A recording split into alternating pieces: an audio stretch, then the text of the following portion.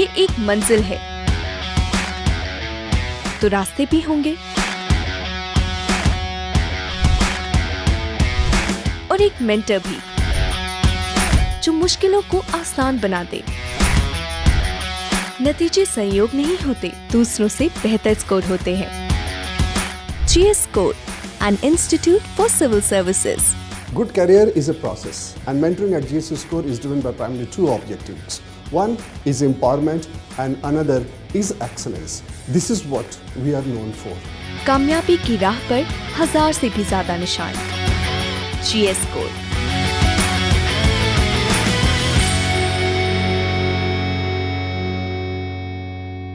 Hello everyone, my name is Gautam Vivekanandan and I have secured All India rank 211 in UPSC Civil Services Examination 2022.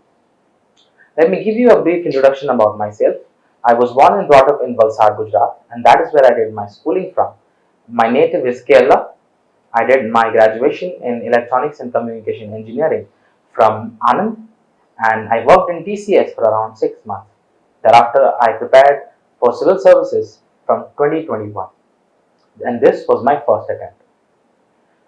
I am here to share with you my strategy for optional subject, which is English literature.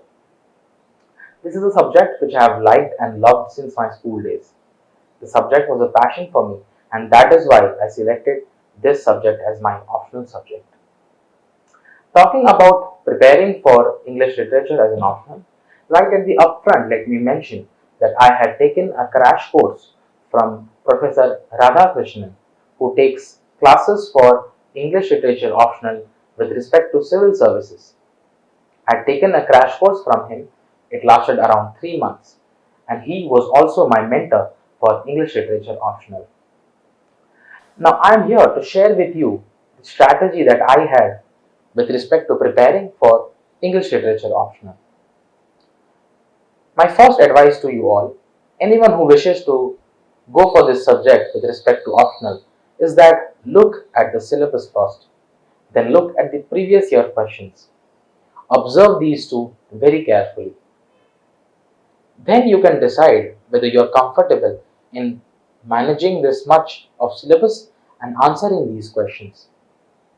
If you look closely, you will realize that a lot of themes with respect to literature questions are repeated.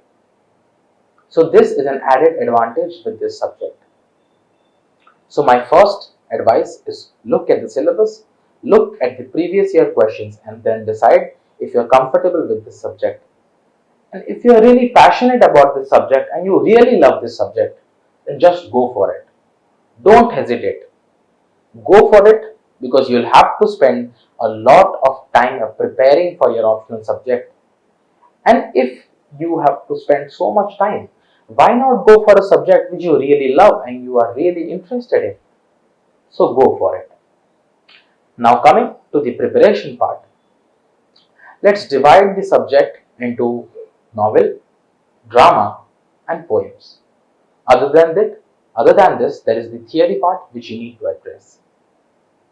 For novels, my strategy was that I read these novels cover to cover, and that is your base and that is your first line of understanding with respect to the original text.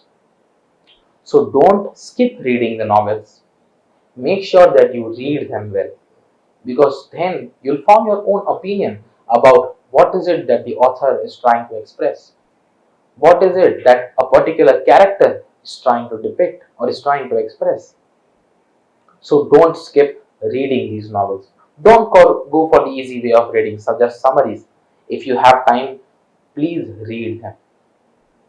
What you can do next is prepare short notes with respect to these novels. These notes may include the following. First, a 2-page or 3-page summary about the characters, the themes which are explored in this text, symbols, motifs.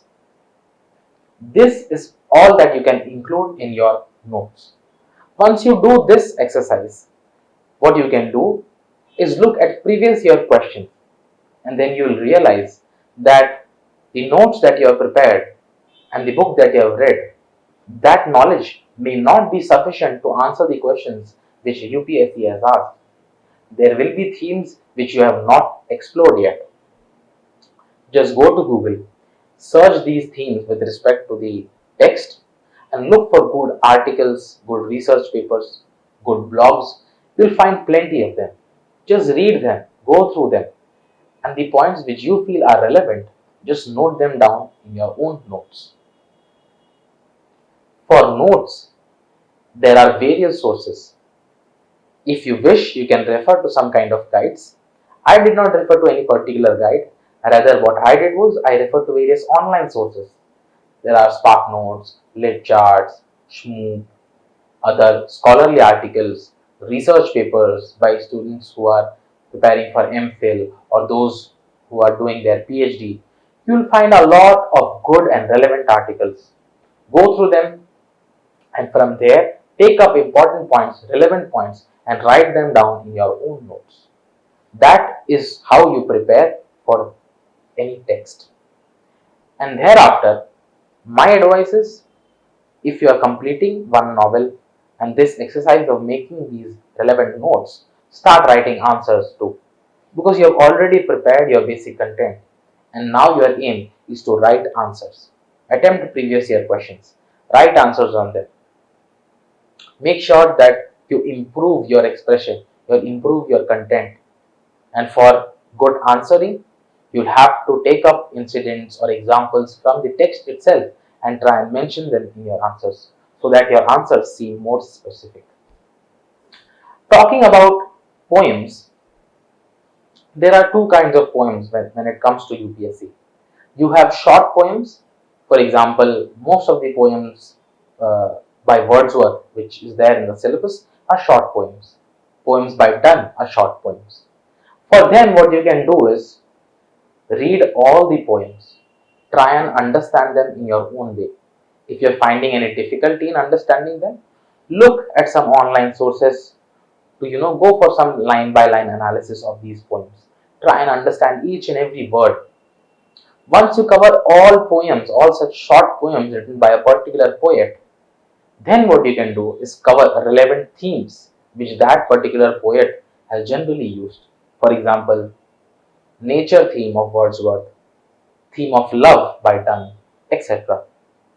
You can read about these themes and how the poet has used these themes in various poems. What are the various dimensions covered?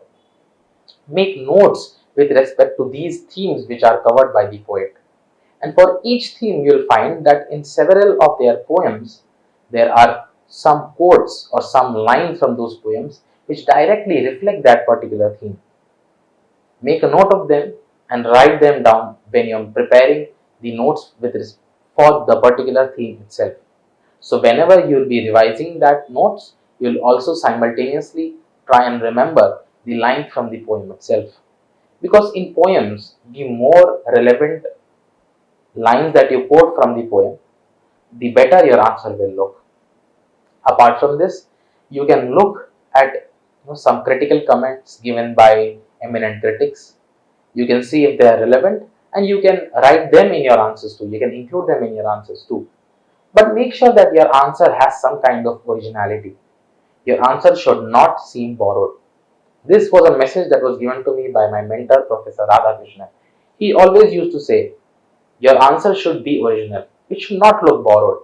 So if you include too many critical comments in one particular answer, then your answer will seem borrowed. Rather, write your own opinion. Mention lines from the poems to justify your arguments. And then to supplement it, use one or two maximum comments by eminent critics to support your statement. That is the approach that you can follow for short poems. And for long poems, if you have good enough time, please read them. If I am talking about myself, I did not have much time to go through these long poems because before means there was limited time and I had not completed the syllabus by then. So I did not have much time to go through these poems such as Milton's Paradise Lost, Pope's Rape of the Lock. I could not go through them line by line. If you have time and if you are preparing for the next year, please go through these poems line by line. Try and build your own understanding of them. If you don't have time, what you can do is look for detailed summaries on these long poems. Try and understand what the poet is trying to convey. Then look at themes which are explored in the particular poem. Any kind of message, is there any message that is being trying to convey? Is there any message that is being conveyed there? If there are symbols used in the poem, if there are any other literary devices used in the poem, make a note of all of them. Make your short notes with respect to themes, any particular conflict, etc. Once you do this, what you can do is you can supplement these with lines from the poem itself. Yes, even if you have not read the poem line by line, still you can search for relevant lines for a particular theme, and you will find that you may not read the entire poem, but you can still try and remember few lines for particular themes, so that when you write an answer, you can include those lines too, and your answer will seem more complete. This is the kind of approach that you can follow for short poems. Again, looking at PYQs and solving them is one of the most important parts of preparing for English literature optional. So, as and when you complete a particular text, a novel or a poet, simultaneously start writing answers. Also, with respect to poetry, what you can do is simultaneously prepare the theory part too.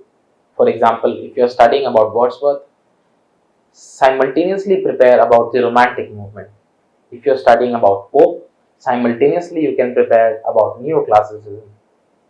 If you are studying Donne, simultaneously you can prepare metaphysical poetry. So in this way, both your poet as well as the theory part about the evolution of literature, you can cover them simultaneously. And for these important literary movements such as Romanticism, metaphysical poetry, Neoclassicism, Victorian era, make 1 or 2 page notes with respect to them too. Include good points, examples of good texts with respect to these movements, and that should be enough in answering those 10-mark questions which are generally asked from these literary theories or literary movements. Now, talking about the dramas, again, your reading of the literary drama word by word becomes extremely important, because here too, that is your first understanding of that text. So don't skip reading these dramas. They are really interesting and you really love reading them. What you can additionally do is, while reading the drama, simultaneously you can also look at the stage performance of that particular drama. Or if there is any movie made, you can watch that too. You'll find these stage performances and movies on YouTube. So while you're reading, simultaneously watch that to get a better understanding of how things are being conveyed there. So that is something that you can start with when it comes to drama. Here too, prepare your own notes with respect to summaries, themes, symbols, motifs, characters. Make a note if there is conflict between two characters. Make a note if you find that there are two characters who are very similar, or two characters who are extremely complete opposites of each other. Make note of any conflicts that arise in the particular drama. So these things, make a note of them and include them in your notes. Here too, you can refer to various scholarly articles, research paper, online blogs, online sources, to make sure that you cover various dimensions and you have multiple points on one particular topic itself. Go through previous year questions and you may realize that your notes may not be sufficient with respect to the questions that have been asked. So whatever themes that you find are new, just search about them, Google them, and you will find a lot of relevant content. Read them, prepare your own notes. See, you will not get a lot of spoon feeding when it comes to English literature optional.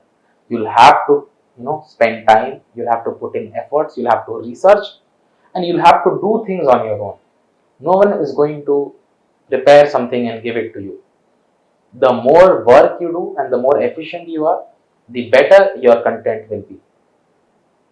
And once you do this, you can, again, as I said, after each particular text, you can start writing answers. Talking about answer writing in general, your answers have to be very particular. You can't really beat around the bush here, because for a 10-mark question you only get 2 pages and around 6.5 minutes. For 15-mark question you get 3 pages. For a 20-mark question you get 4 pages, not more than that.